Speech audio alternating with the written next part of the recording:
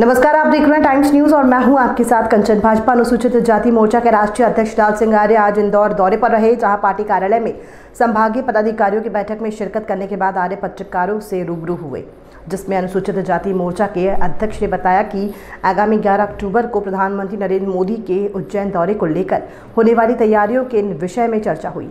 इस दौरान आर्य ने कांग्रेस की राहुल गांधी की भारत जोड़ो यात्रा को लेकर निशाना साधा और कहा कि देश विरोधी गतिविधियां संचालित करने वाले लोग और दल के नेता राहुल गांधी की यात्रा में उनके साथ चल रहे हैं। वहीं एक बड़ा बयान देते हुए आर्य ने कहा कि कांग्रेस और पीएफआई एक ही चीज़ है। भले ही पीएफआई और कांग्रेस दो अलग अलग संस्था हो, लेकिन दोनों के काम एक ही हैं। कांग्रेस की भारत जोड़ो यात्रा में कोई ऐसे लोग मौजूद हैं जो देश विरोधी गतिविधियों में शामिल हैं। साथ ही उन्होंने कहा कि लोक कन्हैया कुमार पीएफआई के सदस्य और केरल में गाय को खाने वाले लोग भारत जोड़ो यात्रा का हिस्सा बन रहे हैं। आर्य ने कहा कि अनुसूचित जाति के लोगों को पीएफआई और कुछ कांग्रेस समर्थित लोग बरगलाने की कोशिश कर रहे हैं, देश के मुद्दों से भटकाने की कोशिश कर रहे हैं। इस दौरान उन्होंने पीएम नरेंद्र मोदी और प्रदेश की शिवराज सरकार की जमकर तारीफ की और कहा कि भाजपा सरकार में ही बाबा साहेब भीमराव अम्बेडकर जी की जन्मस्थली महू स्थित बाबा साहेब के नाम से महाविद्यालय बनाया गया। उनकी जन्मस्थली पर कई तरह के विकास कार्य हुए हैं। राष्ट्रीय अध्यक्ष लाल सिंह आर्य ने ये कहा कि अनुसूचित जाति सहित आमजन के लिए बीजेपी सरकार ने तमाम तरह के विकास के लिए किए हैं।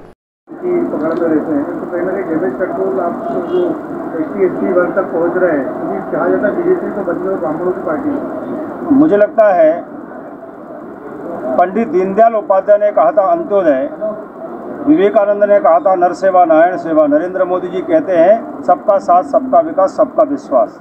यहाँ ना कोई जाति है, ना कोई धर्म है, ना कोई व्यक्ति है। जब ये श्रेष्ठ हमारे आइडियोलॉजी के, हमारे आध्यात्मिक और राजनीतिक नेता जब इस बात कह रहे हैं तो मुझे लगता है व्यक्ति विशेष कोई बात करता है उसका कोई मायने नहीं रखता। अभी जो पीएफआई के ऊपर कार्रवाई के लोग वहाँ पे अपनी घुसपैठ बना रहे हैं, आपका संगठन क्या कर रहा है इसको? देश में एक षड्यंत्र चल रहा है, गरीब बस्तियों में लोगों को कैसे बरगलाना है, भ्रम के बादल कैसे खड़े करना है। इसमें पीएफआई भी एक संगठन है जो इस प्रकार की गतिविधियां करता है।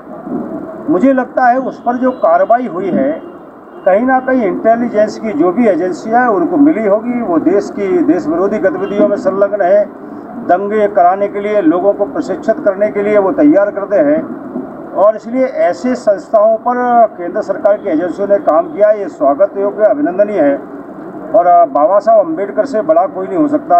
हमारे संविधान का निर्माण किया उन्होंने कहा भी है धारा 370 के समय कि ये धारा नहीं होनी चाहिए क्योंकि देश में अशांति और झगड़े चालू हो जाएंगे। वो देखने को मिले हैं। पीएफआई भी 370 धारा का सपोर्ट करने वाले लोगों की ही कहीं ना कहीं चेहरा है। अनुसूचित जाति मोर्चा इन बस्ती संपर्क के दौरान ऐसे ही षड्यंत्र करने वाले जो कभी कहते हैं बस्तियों में जाके संविधान खत्म हो जाएगा, कभी कहते हैं कि जय भीम का नारा दीजिए, कभी सीएए का विरोध करने के लिए अंबेडकर जी की तस्वीर लगाते हैं। तो ऐसे जो षड्यंत्र हो रहे हैं, इन षड्यंत्रों से सावधान रहने के लिए मोर्चा कहीं ना कहीं नीचे बस्ती संपर्क में इन बातों को कह रहा है और ये फोल्डर है, इस फोल्डर में भी हमने सब जानकारियाँ दी। धारा का तो विरोध जम्मू कश्मीर से लेकर कन्याकुमारी तक के बहुत सारी मेजरली कांग्रेस पार्टी ने किया, तो आप डायरेक्टली क्यों नहीं कहते कि आप क्या पीएफआई उनके द्वारा पोषित तंत्र रहा है? आप क्या कहना चाहते हैं? मैं बहुत स्पष्ट करना चाहता हूँ, अभी राहुल गांधी कांग्रेस छोड़ो यात्रा निकाल रहे हैं। वो पीएफआई शाहीन बाग में कांग्रेस के साथ कहीं ना कहीं आंदोलन में सम्मिलित होती है। वो पीएफआई कहती है कि कश्मीर में 370 खत्म नहीं होनी चाहिए, वही कांग्रेस बोलती है कि सरकार आ जाएगी। दिग्विजय सिंह बोलते हैं हम 370 लाएंगे।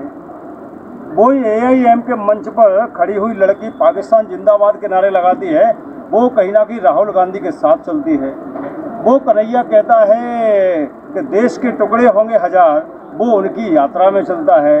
वो कांग्रेस का अध्यक्ष जो केरल में गाय को सड़क पर काटता है और सड़क पे ही पकाता है और खाता है, वो कांग्रेस की इस जोड़ो यात्रा में चलता है और वो पीएफआई इनका सपोर्ट करती है। ये दोनों मिले हुए लोग हैं। पीएफआई और कांग्रेस एक ही चीज़ है, अलग अलग संस्थाओं के नाम हो सकते हैं क्योंकि दोनों का काम एक जैसा है। इनका करीब 1000 करोड़ रुपए की स्कॉलरशिप पिछले एकेडमिक ईयर और इस एकेडमिक ईयर की बची हुई है, जो कि सेंट्रल गवर्नमेंट का शेयर है। इंदौर की बात कर रहे हैं, बच्चे इतने परेशान हो रहे हैं, 2 साल से उनको स्कॉलरशिप नहीं मिली। मुझे लगता है अगर ऐसा कोई है सूचना, मुझे कृपया एक पर्ची पे दे दीजिए। सबसे पहले तो मैं, चूँकि आपने विषय पोस्ट मैट्रिक उठाया है, मैं अभिनंदन करना चाहता हूँ मोदी जी का। 1942 से ये पोस्ट मैट्रिक छात्रवृत्ति प्रारंभ हुई थी, तब से लेके 2 साल पहले तक केवल 1100 करोड़ थी। इसको मोदी जी ने बढ़ाकर 59,000 करोड़ कर दिया। पहले SC ST के बच्चों की छात्रवृत्ति नकद मिलती थी, उसके कारण उनको समय पर नहीं मिलती थी, 1 साल में 3 बार मिलना चाहिए।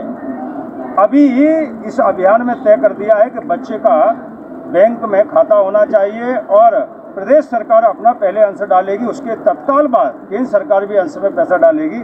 अगर कोई ऑथेंटिक जानकारी मुझे दे दीजिए, मुझे व्हाट्सएप पे भेज दीजिए, मैं तुरंत उस पर कार्रवाई कराने का आग्रह करूँगा। मैं वही कह रहा हूँ, कांग्रेस के खाने के दांत कुछ है, दिखाने के कुछ है।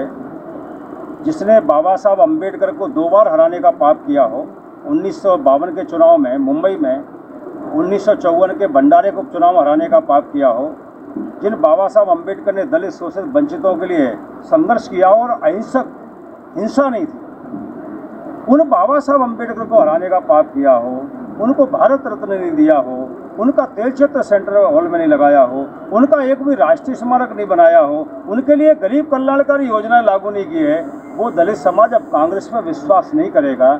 जिन्होंने जगजीवन राम का अपमान अपनी आंखों से देखा हो, वो अब दलित समाज नहीं है। दलित समाज अब पढ़ा लिखा समाज हो गया है, वो भी राजनीतिक समझदार हो गया है। उसका परिणाम उत्तर प्रदेश के चुनाव में देखा है कि बहुसंख्यक दलित समाज भारतीय जनता पार्टी के साथ खड़ा है।